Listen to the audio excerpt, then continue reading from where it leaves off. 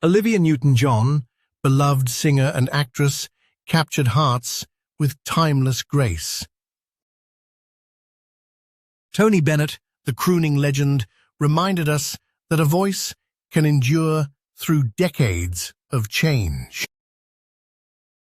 Steve Harwell, frontman of Smash Mouth, turned simple hooks into anthems of carefree summer.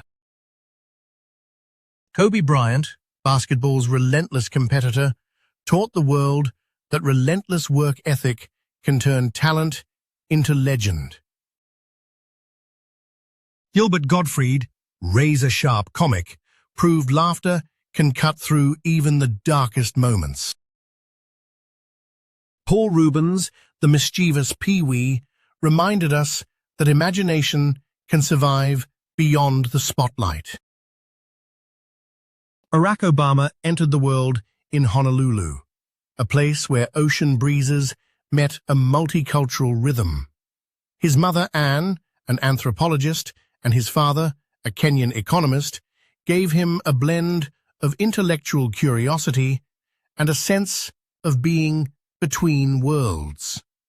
The young Barack learned to navigate the paradox of belonging and otherness, a theme that would later echo in the public's perception of him as both a symbol of hope and a figure of scrutiny. In the early 1990s, after a stint as a community organizer on Chicago's South Side, Obama entered the legal arena at the University of Chicago Law School. There he honed the craft of argument, but also discovered the quiet toll of relentless ambition. Late nights, drafting policy briefs, were matched by evenings where he wrestled with the weight of expectations from a community that saw him as a possible conduit for change. His election to the Illinois State Senate in 1996 offered a glimpse of the public image that would soon crystallize. A smooth-spoken, pragmatic lawmaker with a talent for building coalitions. Behind closed doors, however, the demands of political life strained his marriage to Michelle, then a lawyer balancing her own career. The couple learned to compartmentalize, turning their shared kitchen table into a sanctuary where policy debates met personal vulnerability. When Obama announced his Senate run in 2004, his keynote address at the Democratic National Convention catapulted him onto the national stage. The speech, with its lyrical cadence and unifying rhetoric, painted a portrait of an America that could rise above division. The audience saw a charismatic visionary.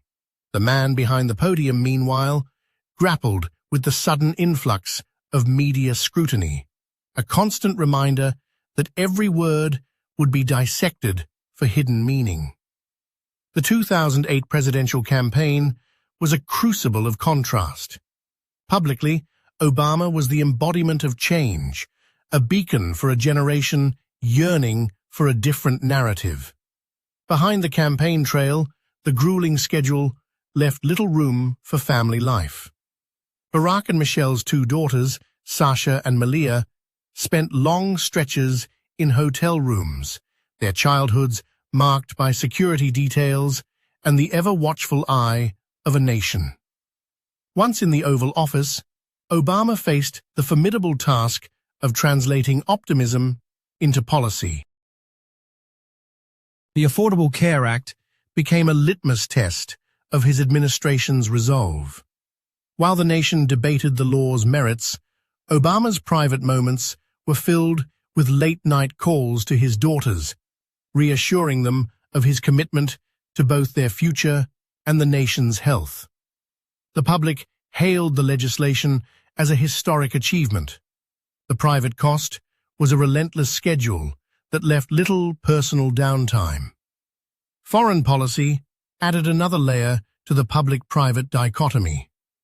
The operation that led to Osama bin Laden's death in 2011 cemented Obama's image as a decisive leader. Yet the decision was accompanied by sleepless nights, intense consultations with advisors, and the lingering moral weight of taking a life, an internal conflict rarely aired beyond the briefing rooms. The rise of partisan gridlock tested Obama's capacity to maintain his public composure.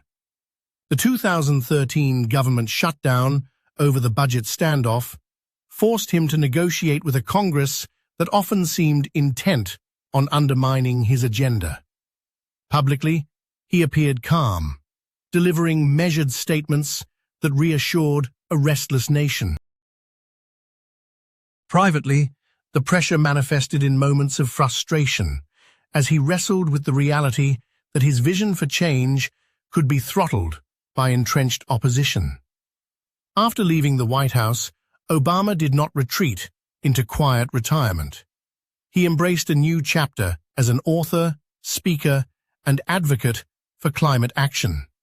His memoirs opened a window into the personal sacrifices made during his tenure, offering candid reflections on the balance between public duty and private life. The ongoing work of the Obama Foundation further cements his legacy, yet it also underscores the perpetual negotiation between his public persona and the desire for ordinary family moments. Throughout his post-presidential years, Obama has remained a figure who straddles two worlds: the revered statesman whose speeches still rally crowds, and the husband and father who values a quiet evening with his family. His continued engagement in political discourse, whether through podcasts, interviews, or campaign endorsements, demonstrates a commitment to shaping the narrative he once helped redefine. The story of Barack Obama is not a linear ascent, but a tapestry woven from public triumphs and private reckonings. His image as a charismatic, forward-looking leader coexists with the unseen hours of discipline, sacrifice, and personal compromise that sustain that image. In the end, the legacy he builds is as much about the ideals he champions as it is about the human cost of carrying a nation's hopes on his shoulders. Today, as he stands alongside global leaders at climate summits and mentors the next generation of activists, Obama's voice still carries the resonance of that 2008 promise. Yet the narrative now includes the nuanced reality of a man who continues to negotiate the balance between the spotlight and the private moments that keep him grounded. The ongoing story of Barack Obama reminds us that greatness is as much about the quiet endurance behind the applause as it is about the applause itself.